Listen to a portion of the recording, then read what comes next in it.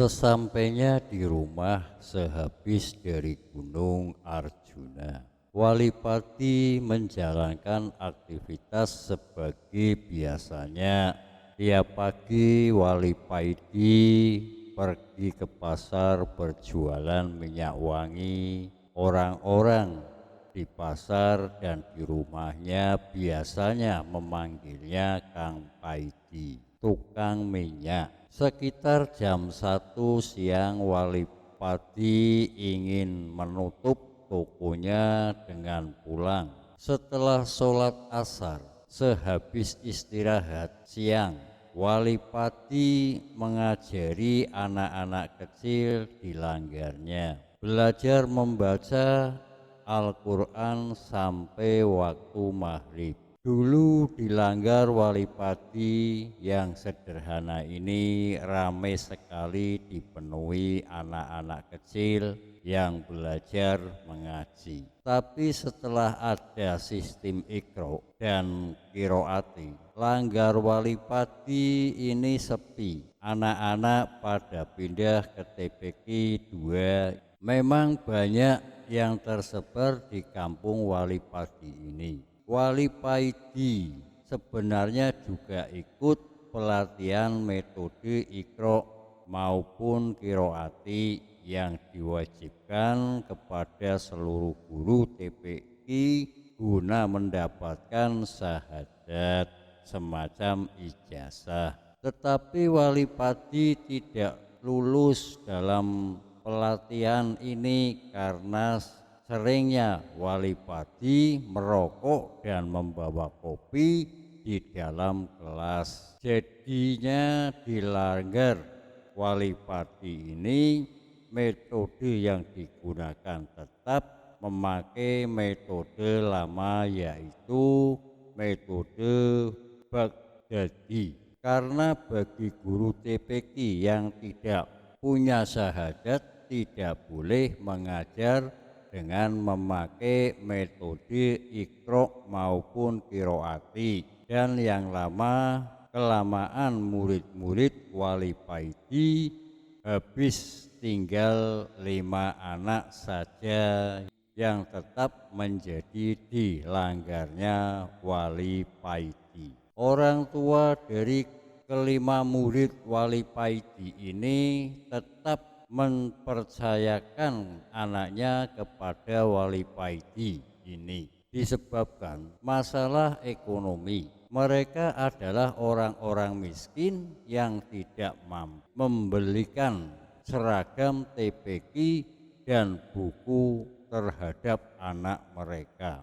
Daripada itu, mengaji mereka tetap menitipkan anaknya kepada Walipati. Karena di langgar Walipati ini tidak ada tarikan uang. Mereka bebas dari biaya apapun, malah mereka sering dikasihi uang jajan oleh Walipati ini. Menjelang maghrib, datanglah seorang pemuda kira-kira umur 35 tahun mencari Walipati. Pemuda ini adalah seorang murid Thorekoh yang suruh gurunya mencari Walipati. Nak, carilah kiai di daerah ini namanya Ali Firdaus, tapi orang-orang di kampungnya bisa memanggil dengan sebutan Paidi. Orang yang memberi Firdaus umurnya seumuran denganmu, dan hanya beliau satu-satunya yang bernama Paidi di kampung itu. Kalau kamu ketemu dengannya, sampaikan salamku dan mintalah nasihat padanya. Begitulah yang dikatakan guru pemuda ini kepadanya. Waktu itu pemuda ini seluruh mencari Walipati karena seringnya pemuda ini mengalami hal-hal aneh, seperti ketika sholat tiba-tiba ia sudah berada di Mekah, dan sholat di hadapan Ka'bah, dan banyak orang yang melihatnya sholat di atas daun padahal dia ada di rumah. Pemuda ini akhirnya sowan kepada gurunya yang melaporkan semua kejadiannya yang dialaminya dan disuruh mencari Kiai Ali atau Kiai Paidi.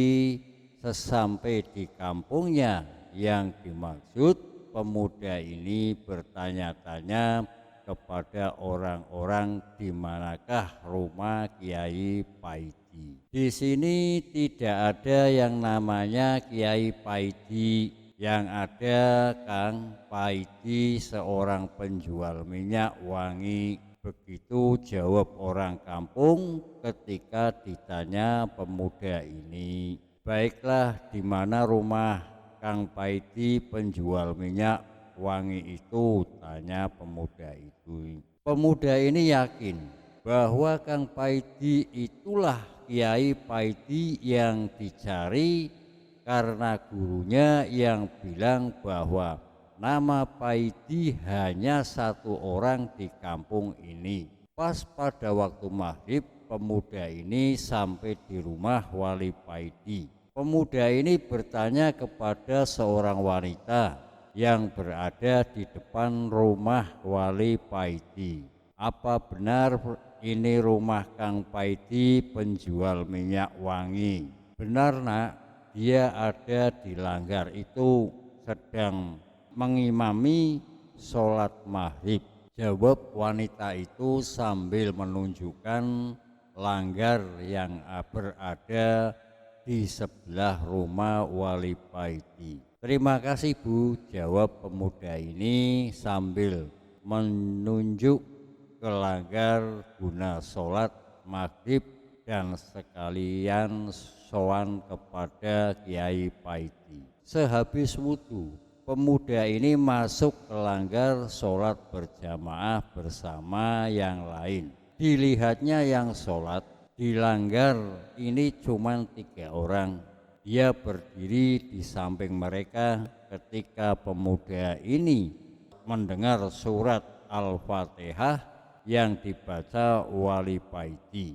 Hati pemuda ini menjadi galau karena Wali Paidi ini ketika membaca huruf Ain menjadi Eng, Robil Alamin menjadi Robil Ngalamin. Gimana mau khusyuk dan diterima sholatnya? Wong bacaannya aja udah keliru. Apakah tidak salah gurunya menyuruh sowan kepadanya? Gumah pemuda ini dalam hati. Setelah salam dan melakukan wirid seperti biasa pada umumnya, Wali Paidi ini melanjutkan dengan sholat sunnah. Dan sehabis sholat sunnah, Wali Paidi ini keluar dari langgar dan duduk-duduk di teras sambil merokok. Pemuda ini menghadap kepada Wali Paidi.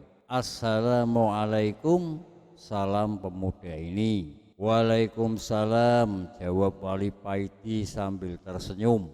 Setelah menyampaikan salam gurunya kepada Kiai Paidi, pemuda ini menceritakan maksud kedatangannya dan menceritakan hal-hal aneh yang dialaminya kepada Wali Paidi.